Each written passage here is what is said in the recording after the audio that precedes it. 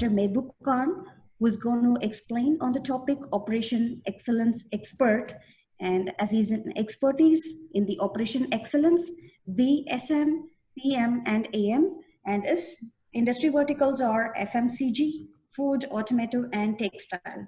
So I'm welcoming Mr. Mehboob Khan to take over this session, please.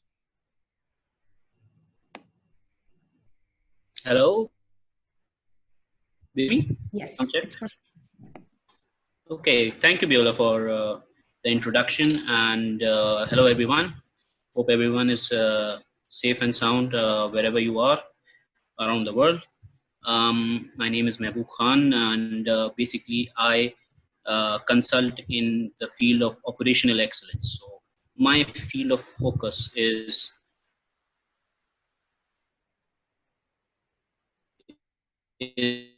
how to maintain, in very simple terms, the best execution within your business. And the best, please.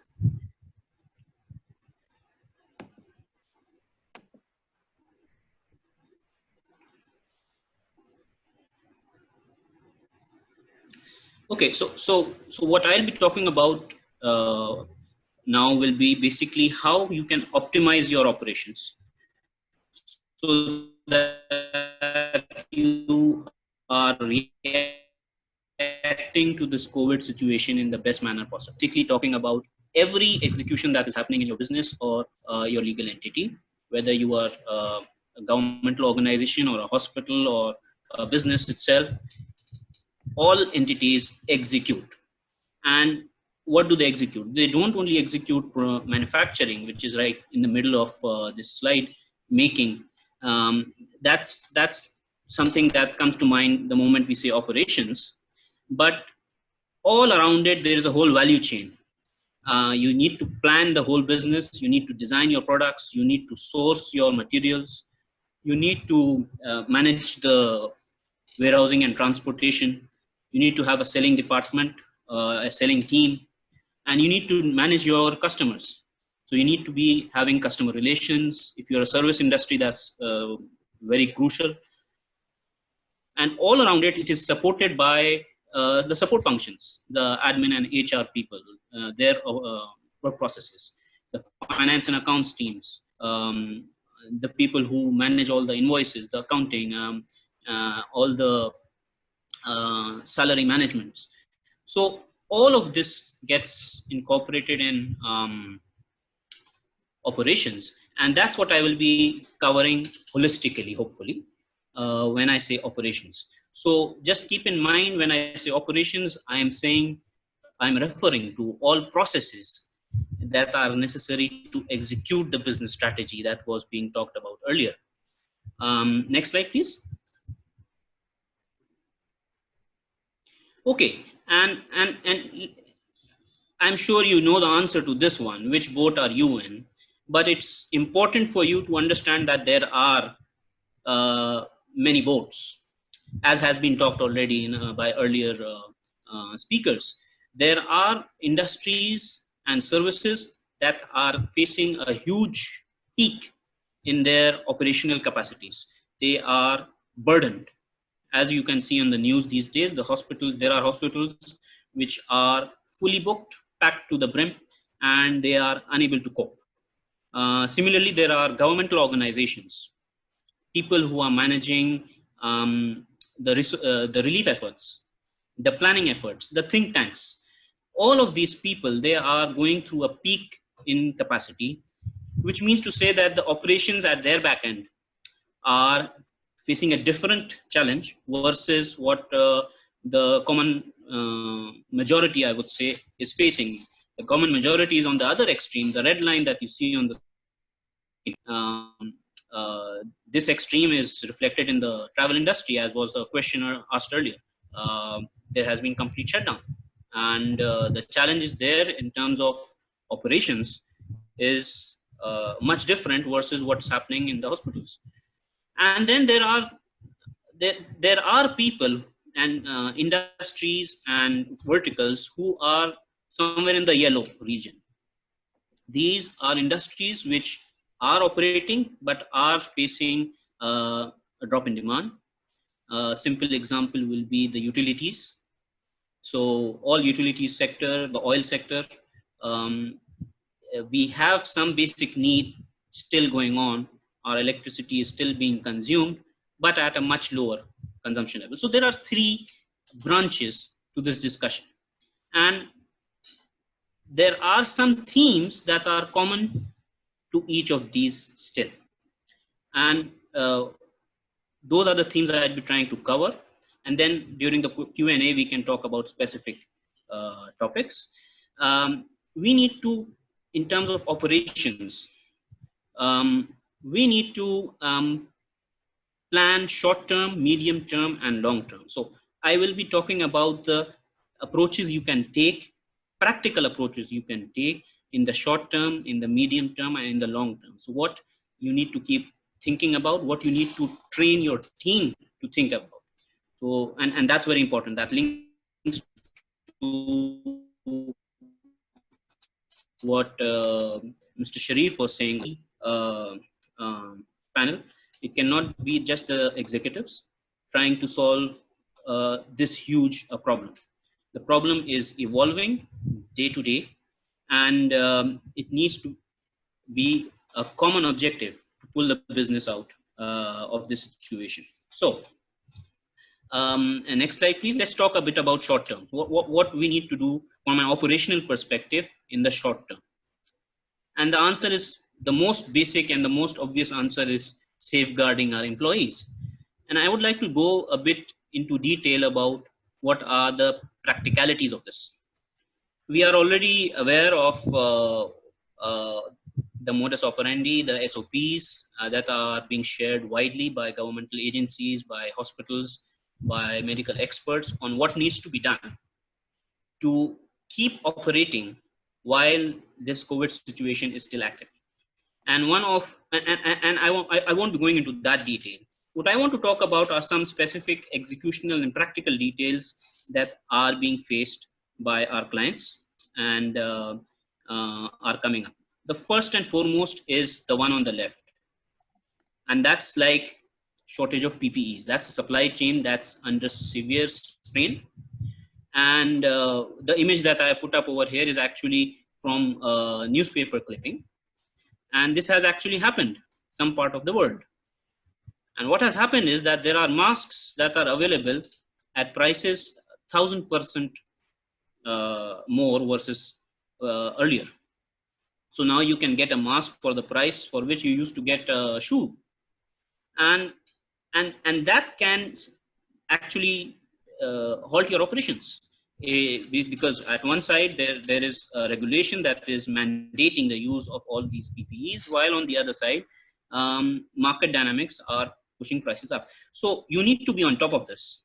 You need to be having a real-time model of what is the impact of the price dynamics in the PPE supply chain to your business. And this cannot be a reactive situation. You need to be proactive here. You need to be aware of the day-to-day prices in your area, in your region, not only prices, but also availability of how the PPE market is evolving. And to elaborate on this point and to demonstrate it, we'll also be sharing a simulation after my talk as to how that can be done as a demonstration. So that's one topic, safeguarding employees. The other topic regarding the same safeguarding employees area is, please stay back on the slide, Usman sir. Yeah, is the one on the right. The discussion on the right is basically about clustering. What I see many people doing in their operational environments is to continue the same structure of operation as was being executed before COVID. So what is that structure? That's a hierarchical structure. It's a hierarchical structure where there is a department manager, and then there are subordinates to that department manager, and this department manager reports to a central leader, maybe an operational manager, and this hierarchy is the one that allows the operations to keep running. Now, usually these people, the department managers, get together in one room and update the operational manager. That's the modus operandi. What's important to remember here that everyone is exposed to the risk of getting the virus. And it's important that you forego um, the standard approach of this hierarchy and break up your teams into clusters. The intent being that if one cluster gets infected, then you need to have a plan for quarantine. If you are continuing the modus operandi that was being executed earlier, everyone is at risk of infection, and in case, God forbid, one person gets tested positive, everyone is at risk. Everyone needs to get tested. So if you have clustering in place as part of your SOPs, you can avoid that risk. If you cannot do this for everyone in your operations, at least at a minimum, do this for the leadership.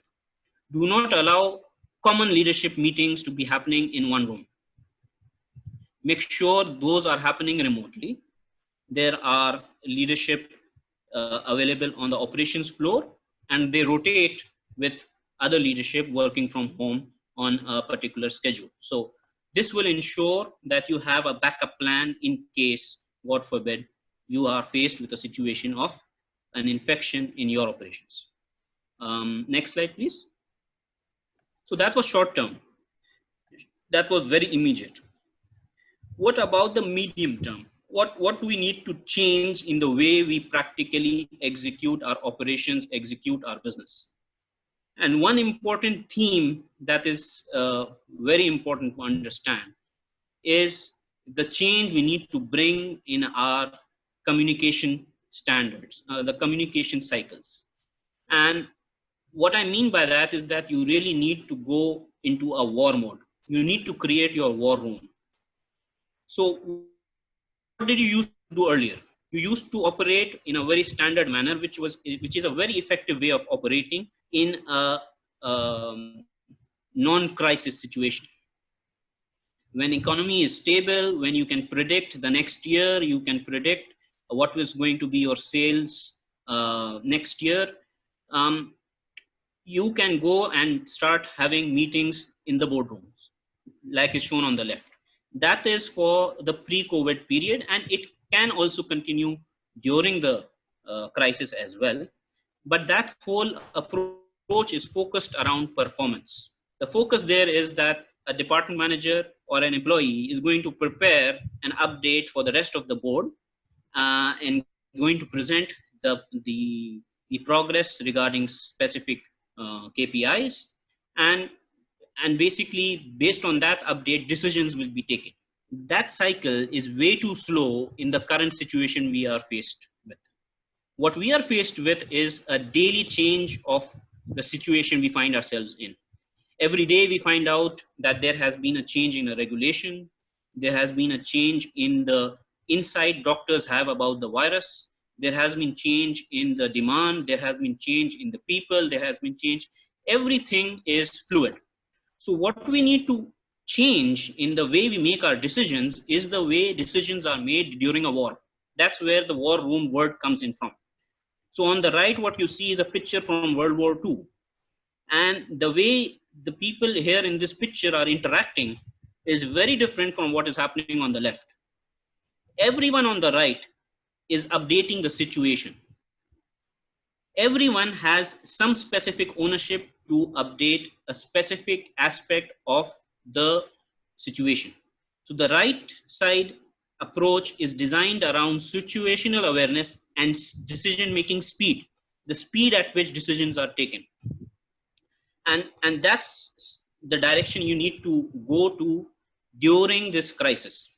So you need to play a balancing act. The left side will keep on being relevant for the long term. We will, inshallah, come out of this crisis. We will have visibility on the world economy, which is reliable, which is predictable. But till that time that happens, you need to have a war room running. So you need to have, for example, a person owning a specific situation. Say, for example, the PPE situation is owned by one person. What is the update today regarding the PPE? Another person may be owning the supply situation. What is the update on the suppliers that are critical for our operations to keep running? Daily, these updates will keep coming, and during that meeting or later, based on the updates given during that meeting, decisions will be taken in a very short span of time. It cannot be 3 days cycle, a weekly cycle. It has to be hourly cycle of decision making. So that's something that needs to be absorbed by organization, that this is how you run during a crisis. Next slide, please. Oh, yes. This is something that I find many organizations failing to grasp. What is happening right now is that, as I said, the situation is changing almost on an hourly basis. And there are many iterations, there are many possibilities as to where the world will go, where your customers will go, where your business will go. There are way too many iterations. And people feel that since there are way too many iterations, what's the use of thinking about them? Let's first let it happen and then we will act on it. If you go along those directions, so I understand that scenario analysis for each of these possibilities is going to take in a lot of effort, and maybe 99% of those scenarios don't get executed, don't turn into reality.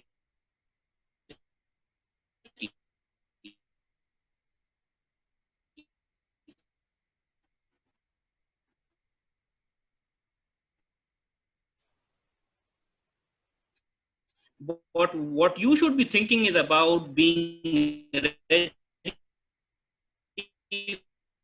for that 1%. And that's not only for the operator that is producing a specific product. What if we run out of cash 2 months from now? What if sales peak up because of one situation or the other? So these what if questions need to be asked by everyone in the organization. This is a fundamental need for operations to keep running, and it cannot be emphasized enough.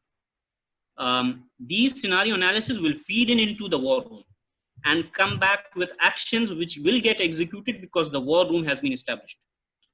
So this cycle is something that will take your organization forward during these trying times. So that's a bit about medium term. Next slide, please. One more aspect about the medium term. Generally speaking, this is how our businesses, how our organizations, how our non-governmental organizations, how our services sector, all of us usually are arranged like this. There is too much inefficiency. And the fact of the matter is that you cannot afford to be inefficient after COVID. You could not have afforded earlier as well, but now it is impossible that you can run a business with inefficiencies. So you need to declare a war on your inefficiencies. And that's something that other panelists mentioned as well. Loss elimination came in as a topic.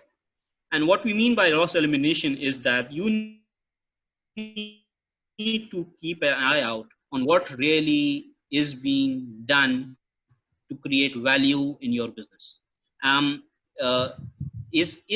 Are all processes that people follow day to day streamlined in a manner that they get done in a simple way, or is it all too complex? If it is all too complex, then you are naturally then overstaffed.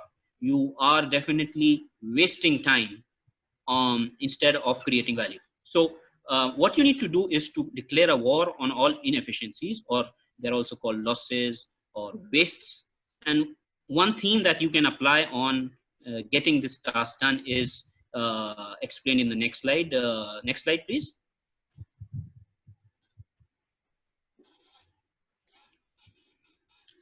Yes.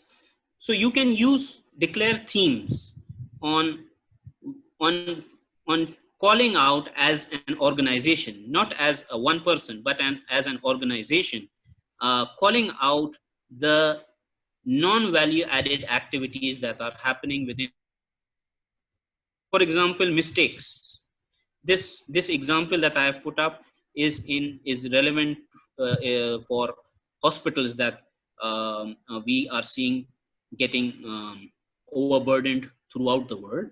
So the examples you see at the bottom are coming in from the hospital world, but they are applicable to any work that we do as a team. Any operational execution that happens will have mistakes. That's the green box. Will have people waiting, just waiting for stuff to happen. That's the yellow box. They will have inappropriate processing, overkill of work. Example in a hospital environment is an excessive paperwork. A lot of documentation that goes in, and a lot of procedures that go in which are not necessary if you take a step back and critique it. But that keeps on happening. So what are the inappropriate processing, over processing that are happening in your organization? That's the purple box.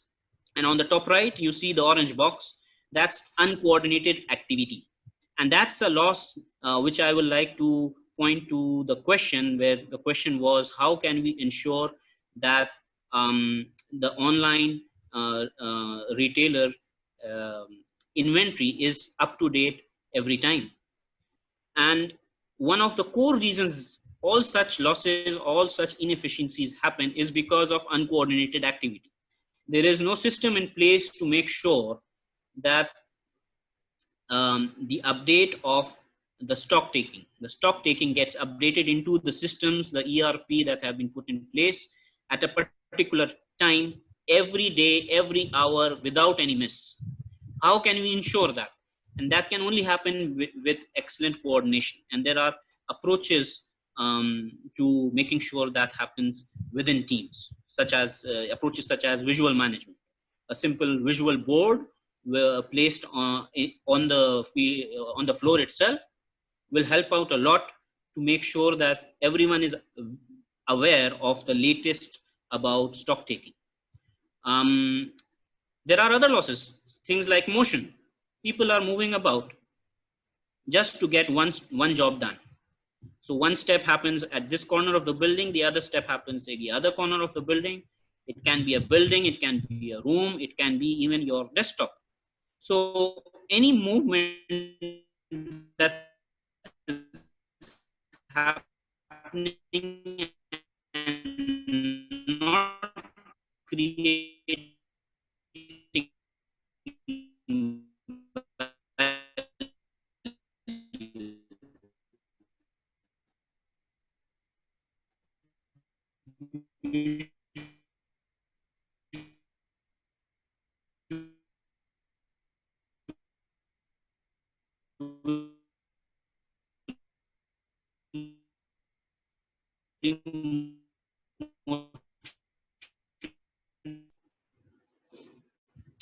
So till the screen comes up, the last loss or the inefficiency that you can also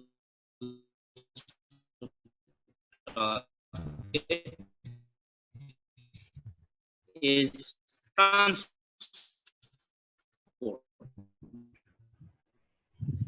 So movement of goods earlier is also one warehouse to another without selling them. If you are moving one raw material one place to another without converting it, then it is all a loss.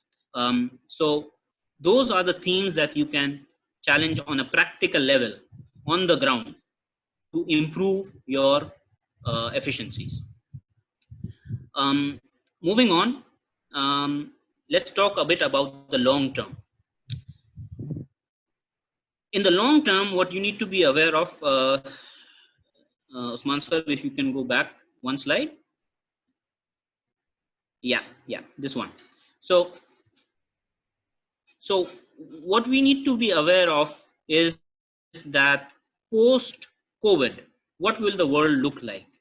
I saw a question in the question answer list where someone is asking about um, what will be the reality of quality. Will we as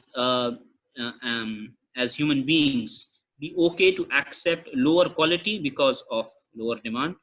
So the way I look at that question and that reality is a very important question to understand, is that we are having a collapse in demand and an oversupply in almost all industry verticals. So what is going to happen now is that there are more suppliers versus buyers.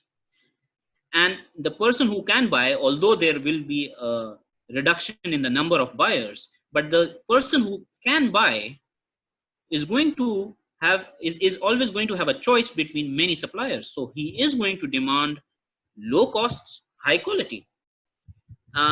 Because he will have option and there will be a competition between each of the suppliers. So what's going to happen is that there will be a pull for cost, there will be a demand for cost, quality, and then there will be a mandate for social distancing. All these pressures, what they will do is they are going to fast track all the technologies, the new technologies that are almost, if not almost, then totally ready. And these technologies are listed down in the slide. Things like artificial intelligence. So production planning, for example, will steadily move into artificial intelligence. Why? Because it is more efficient, cheaper, and less error prone. So for whichever organization that is feasible, of course, the feasibility needs to make sense, that is going to get executed. So what I'm trying to say is that the proportion of organizations for which the feasibility will start making sense is going to increase. So as operational managers, as people on the floor who are executing processes, it's important for you to start getting aware of all of these technologies. For example, as a very basic example, invoice handling and invoice processing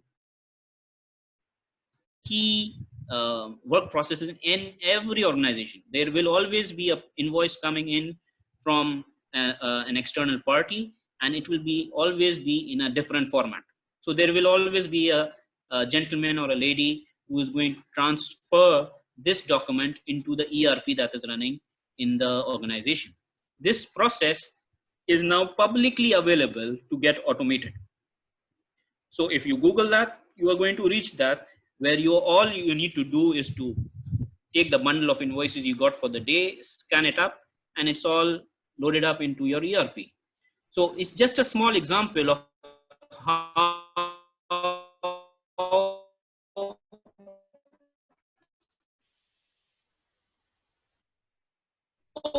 operational managers will be forced into taking this decision. What you need to think in terms of the long term. This I've moved in your war rooms. Next slide, please.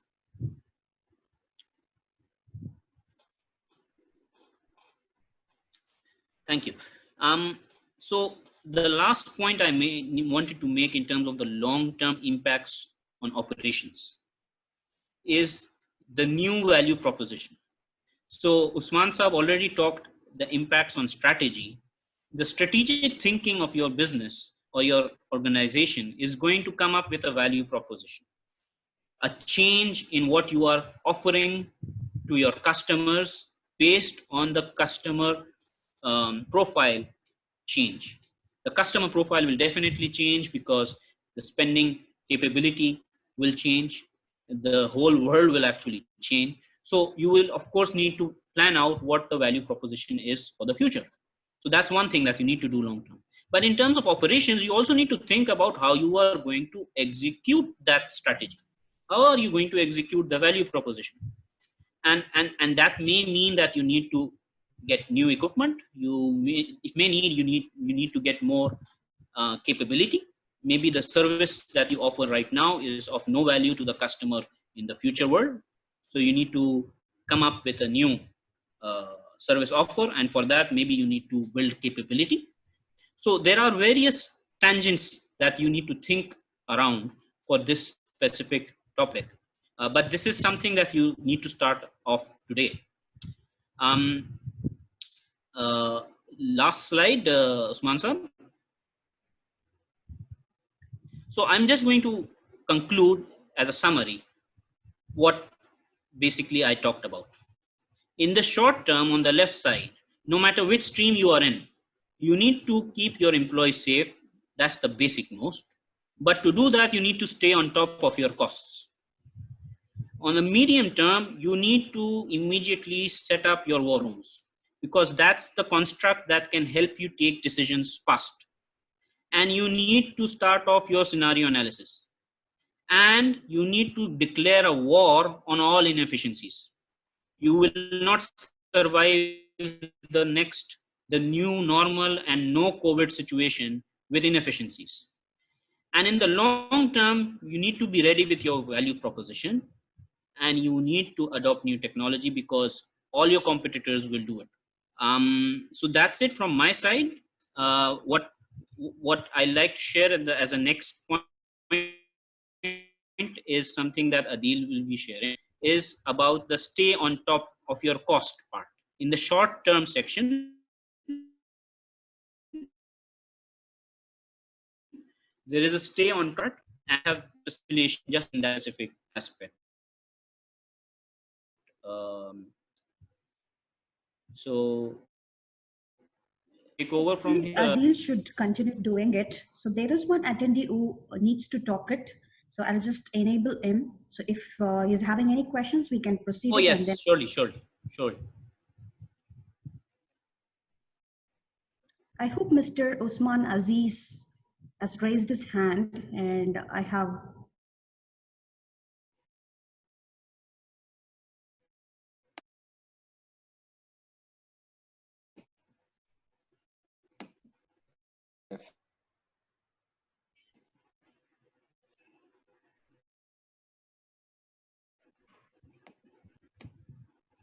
So there is a question, Viola, from Saleh. I'll take it because it's addressed specifically to me. So the question is basically, what's the impact of going digital on the retail business and apparel industry, so that not all your customers have access to technology? That's the situation they are in. So customers, you lose in that scenario. What measures can we take to avoid the loss, I think? So in terms of technology, what you need to build capability on is, on a very fundamental operational level, is your awareness of online retail and your awareness of digital processes that allow your customers to buy from online process versus the brick and mortar approach. So the approach you can take is to build organizational awareness of how you are bringing in your customer and how that has changed. An online customer gets pulled in through a very different process versus a customer that walks into your brick and mortar store. So in my opinion, the one thing that you can do to avoid such a scenario of losing customers because of technology is to build your capability in the technology that is changing the world around you. So I hope that answers the question. Biola, if you can guide me to any other question. There is another question as well. How to ensure that our operations strategy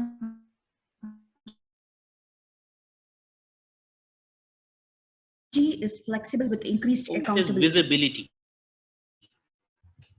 You can have accountability.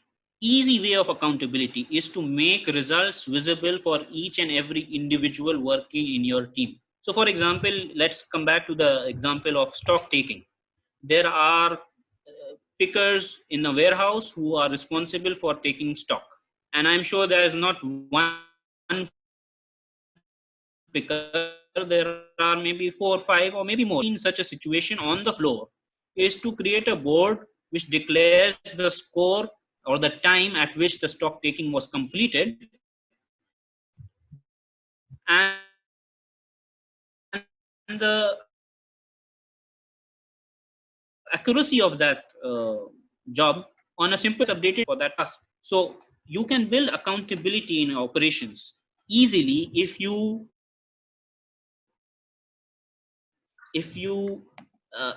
management ability of results. It's I hope Mr.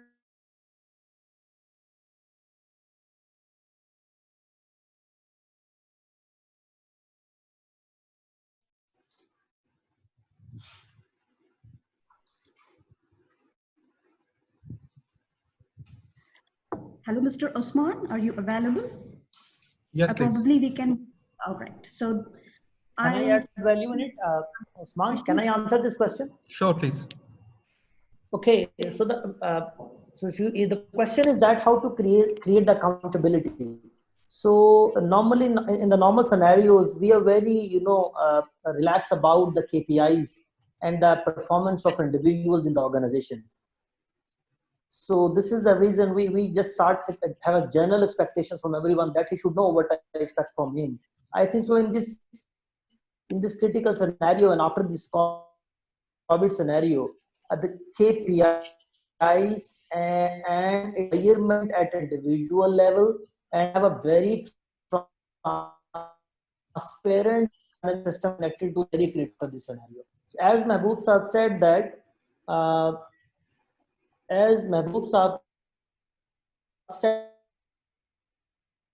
that visibility the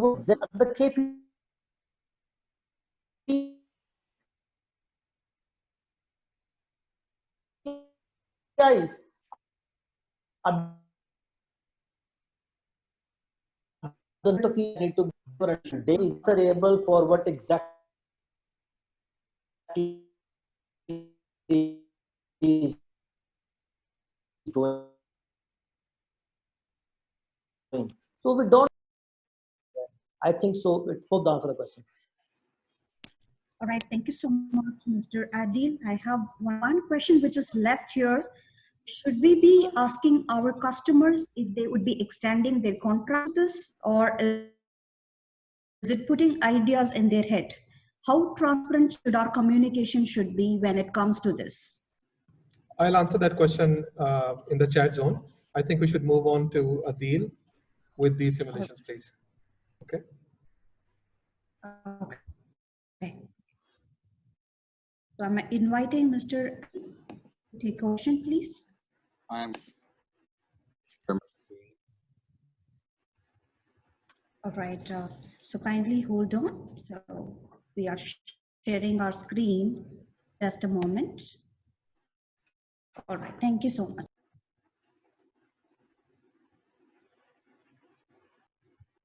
Can everybody see my screen now? Yes. All right. So we have the simulation here, and this is built specifically for the purpose of checking what the additional operational cost might be given health and security situation right now, or this COVID situation right now. So what we have this simulation is to account the two major parts of your operational plan. One is your shift timing and the people involved in your organization, your production floor, or let's say your head office. And the second part would be the health and safety environment. What amount of health and safety measures you need to keep. Let's say what amount of sanitizer you want to use, or what amount of soaps you might want to use, and what amount of gloves you might want to use, and let's say for the transport disinfectant part. So we've taken into account these several measures. I'll take you through each one of them. So we have these 6 parts in total. We have this operational plan where we are actually talking about the total number of days that a business is currently operating in. let's say the business is operating 26 days a month, and there are the shift timings, the working duration per person. So let's say it works a production floor or a workplace have how much of them are actually going to get paid. So I'll get back to this in a moment as well. So this total staff, we would mean what are the total number of active staff. And then there are a percentage of people that might be working from home, or they might be working off premises right now in the current situation. And then we have this final part where we have this total high exposure area that the business or the production floor might need to disinfect every. We have these second part where we have these soaps and the gloves and the masks, which would be used by the individual working on the production floor or the work floor, and they have to use it over the time again and again. Let's say for a hand wash, a person might be washing their hands 4 times per hour or 4 times a shift, let's say, and they might be using some quantity of that soap or the liquid sanitizer or the liquid soap they use it. And for the gloves as well, and for the masks as well, there is a certain life attached to it. So a glove or a mask can only be used for a certain time period. Let's say in this particular example, I've selected, let's say a mask can be used for 8 hours, and the duration of the shift can be 8 hours. So we'll be issuing one mask per person per shift, and we'll be issuing a set of gloves for that mask just to estimate that if we consume these many gloves and these many disinfectants, so we have to have an idea of that. Now that the new normal is having more precautionary measures, what would that mean in terms of dollars spent? And then we have this disinfectant as well. So let's say there's a disinfectant that has a certain coverage to it. So you need to disinfect every several hours or after every set time, and you have a disinfectant that covers a specific area. So you get to calculate that as well, that what amount of disinfectant or what amount of dollars you need to spend on your disinfectant to keep your environment or your workplace safer. And then we have the social distancing going on. So you used to spend a certain amount of money on your transportation, and now that we have these safety measures in place where you have to sit at a certain distance, or you have to keep a safe distance from another individual, you might not be using the same amount, you might not be able to consume the same amount of dollars on the transportation. It might even cost more now. In fact, it would cost more now. So let's say if you used to commute 6% per transportation unit, now what would be the newer number, and what's the total amount of transportation unit, the transportation amount that you used to spend in a month? So we're going to, based on these input numbers, let's say we are going to calculate these output number and get an estimate of what is going to be the total additional amount that you need to spend to keep your environment safe. So let's say we have for the mask part, we have entered, let's say the total life of mask is 8 hours, and the cost for a mask now is $2, and we do have a capacity of 150 people that are working on the production floor, and 40% of them are working on the floor. 60% are working from home, and 40% would be working from the production floor or the office floor. So we have 40% working from the office. They'll use about 1 mask every day. So we'll be using 90 masks per day, and the total amount of that mask is going to be $4,680 per month, and so forth for each and every one of these safety utensils. We have 90 gloves per day, and we have 4 bottles of liquid sanitizer or liquid soap to be used every day, and we are going to use about 6.5 liters of disinfectant every month. capacity since its frequency is smaller. So let's say in this particular example, we could come up with any of these new costs. This is just was the purpose of demonstration, but eventually a business could have certain different variables or certain different utensils that they might need to use, and this is just giving you this is eventually going to give you the idea of what additional cost you're going to incur every single month in this new normal.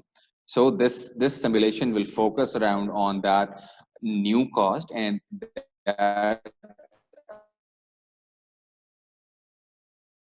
right now this would be the upcoming cost right now.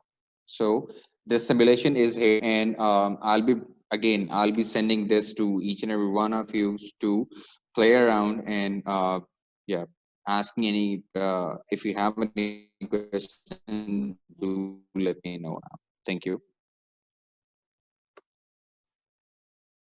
Thank you so much, Mr. Adil. So if anyone has a particular question regarding the tool, you can raise hands so that I will disable the option, which is so that you can allow to talk.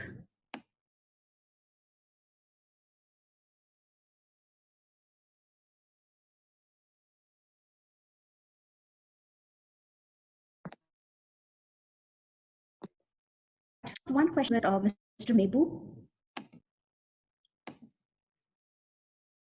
Yes, Viola, I will type in the reply to that one. All right, okay.